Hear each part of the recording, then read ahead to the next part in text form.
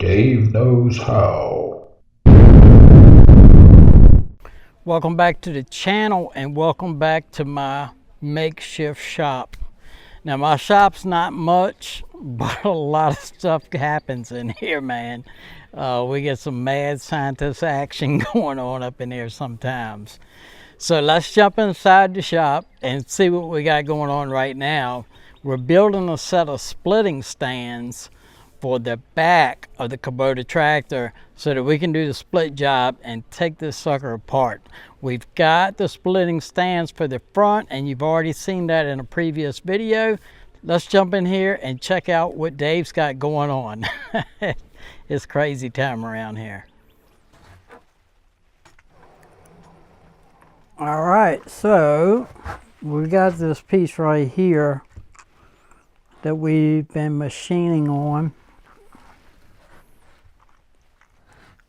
for one of the splitting stands, and we've machined a gully up in here, I guess you'd call it. I might want to call it a raceway, I guess is probably the right term to use. And we machined that in there so that we can put in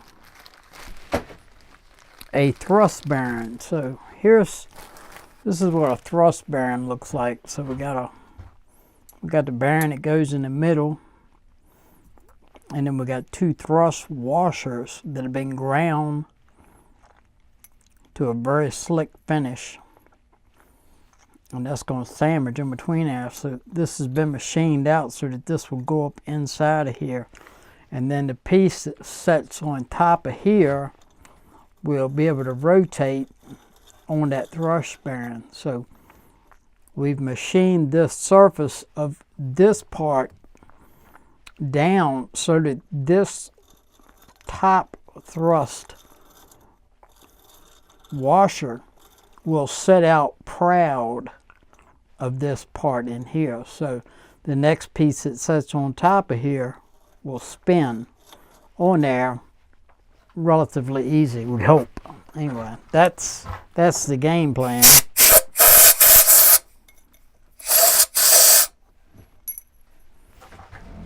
Alright, so here's the next part that we did. We got a 1.5 inch diameter piece of steel.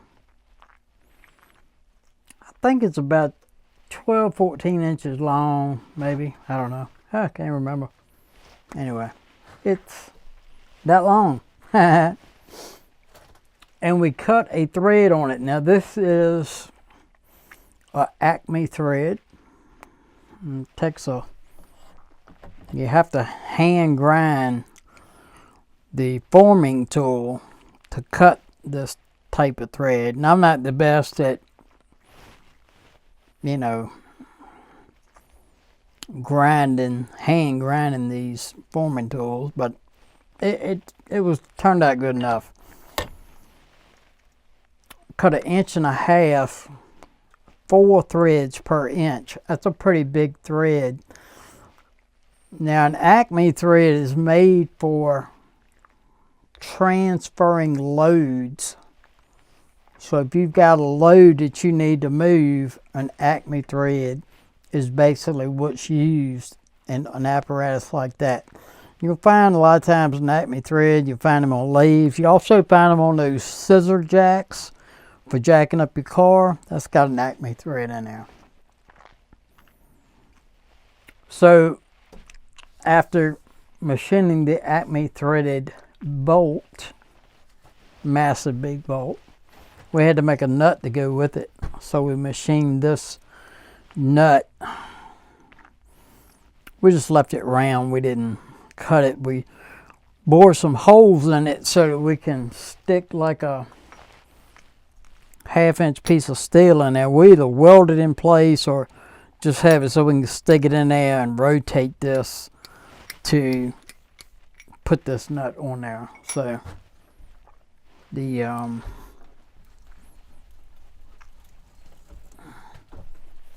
way that's going to work,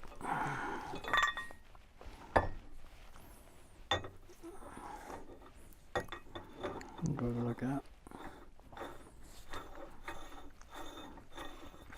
Is this nut is going to go right down on here like that.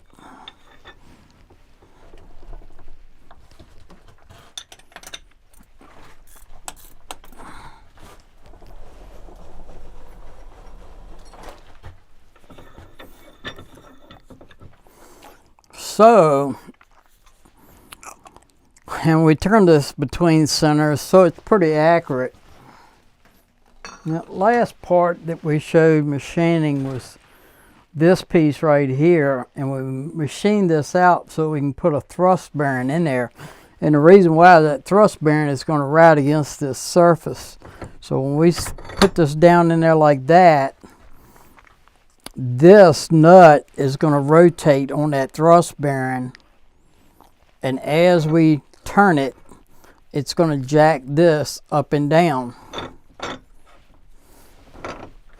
Now we've got these two pieces of metal, not sure how long they are. I think it's about 48 inches long. On this one, we've machined and put some wheels on the bottom. We got three. We got a wheel here, got a wheel here, got a wheel down here. Just held on with a bolt. These parts are going to fit right down in here, I think. And this one goes in here.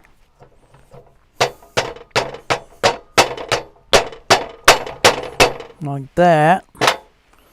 And then this, of course, it's going to get the thrust bearing in the raceway. And then this is going to go down in there. Thrust bearing in this raceway. This one's going to fit down in here. And then this piece is going to fit on the top, like so.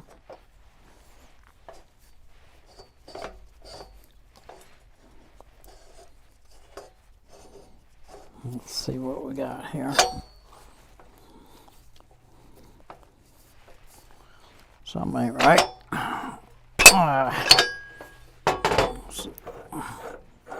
Jack that up a little bit.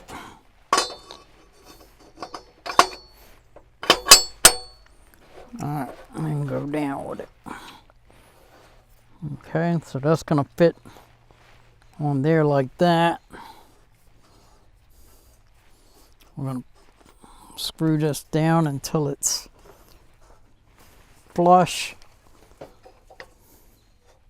And that one's pretty flush. Just like that. And hopefully this is straight and square and plumb and all that good stuff. We're going to weld this bottom piece into the bottom here, and then this top Acme threaded bolt is going to weld in through the top here, here. Then we can, once we get this part welded, we can flip it over and weld the other side. Same way on this, we'll flip this over and we'll weld the other side of that. And then basically, once that's done, we'll stick a rod in here and we'll rotate this nut around, and that's going to jack this up in the air. We got two bolt holes right here that are machined to line up with the bolt holes that are on the transmission. The part that's going to be left with the rear part of the tractor once we split it in half. So that's going to get bolted up through here. It's going to be bolted sturdy on there. And then as we jack this up, it's going to jack up the rear half of the tractor. So I don't see where it should be a problem. It should do what I've designed it to do. I thought about adding some gussets in here to sturdy it up, but quite honestly, I'm not even sure if that's really necessary. You know, I think if I would just weld that thing up good. I've seen jack stands made out of whole lot less that held a whole lot more. So this should be okay. Anyhow, I guess that's it for this part of the video. I don't know what's going to come next. I got a lot of different things going through my mind about, you know, exactly where I want to attempt to do this at, location wise, and got a couple other ideas of things that I may add on to this. I may not. I'm not real sure. Oh, looks like I cut myself and I'm bleeding. So let's go get washed up and take that care of. And anyway, thanks for watching. Don't forget to rate, comment, and subscribe. Thanks for watching.